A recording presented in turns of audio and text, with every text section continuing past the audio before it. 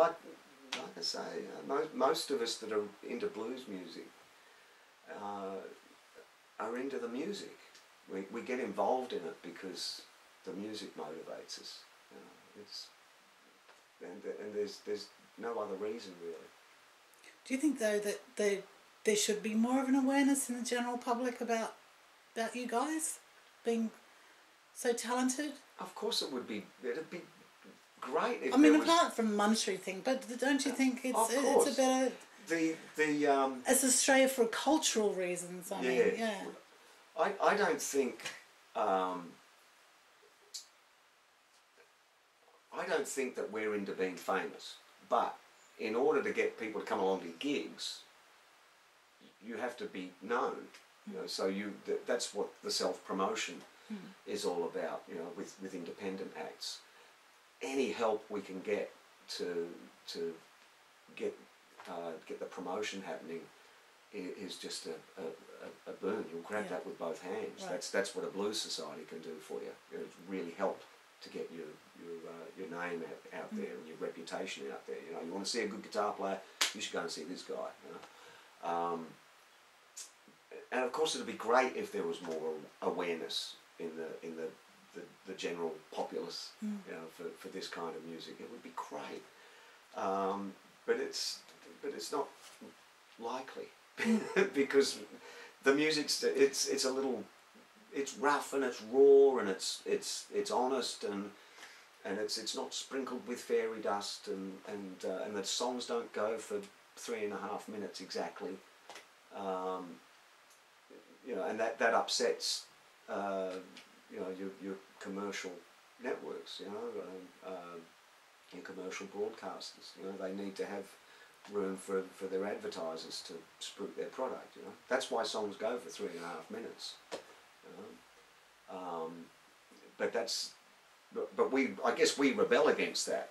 You know, it's like, no man, no, this song is feeling good. I don't want to finish now. Let's keep going. You know, so some of the tunes that we do, you know, when we're playing live, can go for, you know, typically between 7 and 10, maybe 12 minutes if it's feeling really good. We used to play this song called "Baby Please Don't Go" in Dutch Tildes in the Blues Club. And it would typically go for over 15 minutes. And Dutch would just be egging us on. He'd just be, more, just keep going. And you just have to follow him. He'd know exactly how long we had to go.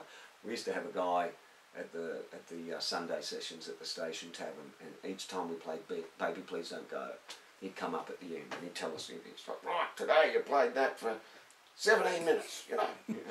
You did it for 21 one time, you know, so you've got to top that, you know. And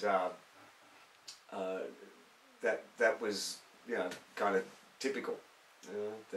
These tunes just, they start up and they go until they stop.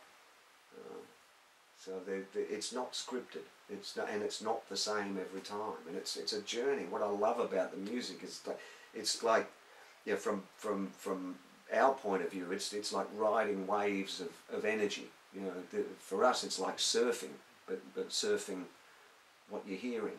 You know, and it's exhilarating for musicians. And then you get this thing going on between the artist and the audience, where we throw energy out there, you know, musical energy, and when it's received by the crowd, if the crowd are really feeling it, they give this sort of loving energy back, and then that gives us more energy to throw out there. And so in the course of a gig, we just build and build and build, you know, and until it's, you know, like this big frenzy. If you're doing your job right, that's when you'll have people come up at the end of the gig and say, "Mate, that's the best band I've ever seen in my life," you know. So, and it's gorgeous when people say that, but you can't take it too seriously, because you know we're not actually the best band they've ever seen in their life. All that means is like they're just full of this incredible energy, and they just feel like they've had the best time ever. And that's why it gets addictive, because it just fills you with this great feeling, and you just want to feel like that again. So I imagine that's a little bit like a drug, you know, but, you know, music's a much better option, much better.